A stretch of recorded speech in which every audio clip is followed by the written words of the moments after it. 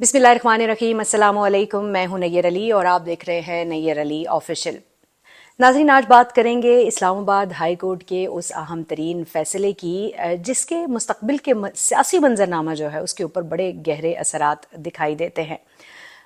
Avon field reference, जिसमें एहतसाब अदालत ने मरियम नवाज़ और कैप्टन सफदर को सज़ा सुनाई थी, आज इस्लामाबाद हाई कोर्ट ने उस रेफरेंस पर की अपीलें जो हैं उसके ऊपर समाअत करते हुए मरियम नवाज़ और कैप्टन सफदर दोनों को बाइज़्ज़त बरी कर दिया है। एहतसाब अदालत का फ़ैसला जो है वो कलअदम करार दे दिया है और यूँ मरियम नवाज़ की 7 साल सज़ा और कैप्टन सफदर की 1 साल सज़ा भी ख़त्म हो गई है। तो ये 7 साल का अरसा मरियम नवाज़ का ये कहना है कि वो अदालतों के चक्कर लगाती रहीं, अदालतों में पेश होती रहीं और उसके बाद उनके लिए ये एक डरावना ख्वाब जो है वो अब ख़त्म हुआ चाहता है। लेकिन ये जो अहम तरीन फ़ैसला है इसके जो मुस्तकबिल पे असरात हैं उस पर बात करने से पहले मैं नैब के ऊपर ज़रूर बात करना चाहूँगी। गुज़श्ता वीडियो में भी मैंने ये बात की थी जो इस केस की लास्ट समाअत हुई थी और नैब से ये कहा गया था कि आप इस केस का जो बराह रास्त ताल्लुक़ है, जो मलकियत है एवन फील्ड के हवाले से, वो जायदादों की मलकियत नवाज़ शरीफ पर साबित करें। नैब नाकाम रहा। उन्होंने कहा कि अगर आप नवाज़ शरीफ पर मलकियत साबित नहीं कर पा रहे तो आप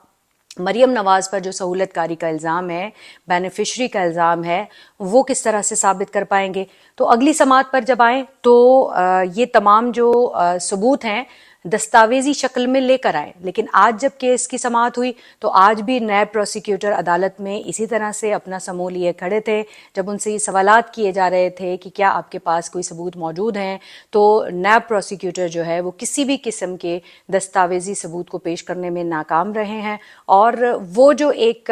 फ़ैसला आया है उस फैसले के साथ नैब की कारकर्दगी के ऊपर एक सवाल भी आया है और वो कारकर्दगी ये है कि नैब जो है गुज़श्ता कई बरसों से इस केस को साथ लेकर चल रही है, लेकिन नैब के पास आखिर में कोई सबूत नहीं है। फिर ये कहा गया कि वो जो JIT थी उसकी रिपोर्ट के मुताबिक फ़ैसला दिया गया था एहतसाब अदालत की जानिब से। तो मुअज़्ज़ज़ जजेस की जानिब से इस्लामाबाद हाई कोर्ट के ये कहा गया कि हम क्या अज्यूम कर लें कि किसी शख्स ने कुछ अपने तौर पर जो है वो देखा था और उसने ये फ़ैसला दे दिया था, तो एजम्पशंस पर केस नहीं चलते। आप हमें दस्तावेजी सबूत दिखाएं, जिस पर नैब प्रोसिक्यूटर नाकाम रहे। तो यूं ये केस का फ़ैसला जो है वो नैब के ख़िलाफ़ आ गया बहैसियत मजमुई, और यूं जो है वो नैब की कारकर्दगी पर, नैब की जो क्रेडिबिलिटी है उस पर एक बार फिर सवाल उठा है। नैब जो कि जिसके ऊपर ये इल्ज़ामात वक्तन फ़वक्तन लगते रहे हैं अपोजिशन पार्टीज़ की जानिब से, चाहे वो PTI की गवर्नमेंट हो और अपोजिशन पार्टी नून लीग और उसके साथ साथ पीपल्स पार्टी हो और दीगर जो PDM की जमातें हैं वो हों, या फिर जो है वो PDM हुकूमत में हो, नून लीग हुकूमत में हो, पीपल्स पार्टी हुकूमत में हो। और ये जो सवालात हैं ये उठाए जा रहे हैं आजकल नैब की कारकर्दगी और क्रेडिबिलिटी के ऊपर अपोजिशन इस वक्त की, यानी कि तहरीक इंसाफ की जानिब से। तो नैब बहैसियत मजमूई जो किरदार इस वक्त अदा कर रहा है वो आला कार का कर रहा है और नैब का किरदार हमेशा से यही रहा है। और वो तमाम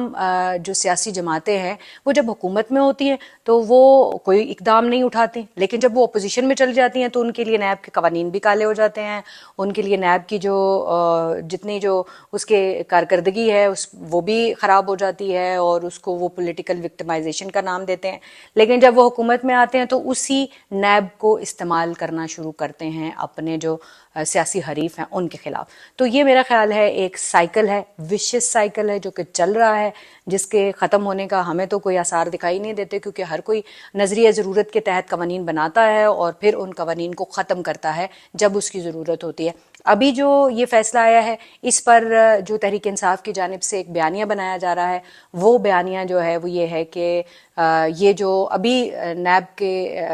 कवानीन में तरमीम की गई ये उसका शाखसाना है और उसका जो इस्तिफ़ादा है वो मरियम तक पहुंचा है। लेकिन जो आइनी माहिरीन हैं, जो कानूनी माहिरीन हैं, वो इससे इख्तलाफ करते हैं। वो कहते हैं कि जो अभी तरमीम की गई है उसका फ़ायदा मरियम नवाज़ और कैप्टन सफदर को इस केस में नहीं पहुंचा है,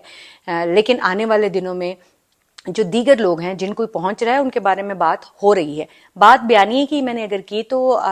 اب اس کیس کا جو فیصلہ آیا ہے اس سے ایک اور جو دور رس اس کے نتائج ہمیں دکھائی دے رہے ہیں وہ یہ ہے کہ فوری طور پہ تحریک انصاف کی تشکیل، تحریک انصاف کا بننا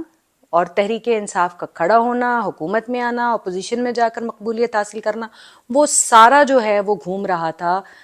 اس نیریٹو کے گرد کہ پاکستان میں جتنی سیاسی جماعتیں ہیں وہ چور ہیں، پاکستان میں جتنی سیاسی جماعتیں ہیں ان کے خلاف کرپشن کے کیسز ہیں، وہ کرپشن میں گوڈے گوڈے نہیں بلکہ سر تک ڈوبے ہوئے ہیں، ان کا بال بال جو ہے وہ کرپشن میں ڈوبا ہوا ہے. یہ وہ بیانیہ ہے جس کو لے کے تحریک انصاف نے مقبولیت کے جھنڈے گاڑے، اور اب وہ بیانیہ جو ہے وہ آہستہ آہستہ چکنا چور ہو رہا ہے کیونکہ تمام کیسز ختم ہو رہے ہیں. آج مریم نواز اور کیپٹن صفدر کا کیس ختم ہوا ہے. کل ہم ایک روز پہلے ماضی میں جانے والا کل جو ہے اس میں ہم نے دیکھا کہ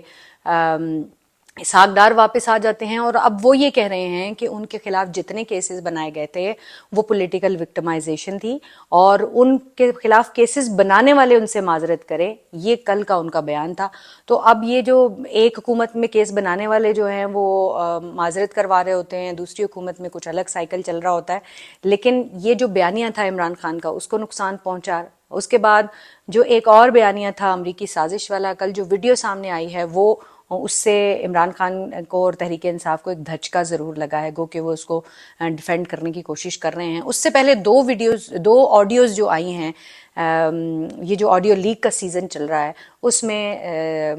نون لیگ کے خلاف وزیر اعظم کی ایک آڈیو لیک ہوتی ہے، پھر مریم نواز کی ایک آڈیو لیک ہوتی ہے اور وہ بھی اس کو ڈیفینڈ کر رہے ہیں. لیکن بحیثیت مجموعی یہ جو آڈیو لیکس ہیں اس کا بینیفیشری ہمیں جو ہے وہ کوئی تھرڈ پارٹی دکھائی دے رہی ہے، کیونکہ ایک دن ایک جماعت کی آڈیو لیک ہوتی تو دوسرے دن دوسری کی وجہ سے، یا پھر کوئی یہ مقابلہ چل رہا ہے جو کہ نہیں ہونا چاہیے. اور اب تو یہ بھی باتیں ہو رہی ہیں کہ ویڈیوز آ رہی ہیں، جیسے کہ میں نے آپ کو اپنی پچھلی ویڈیو میں بھی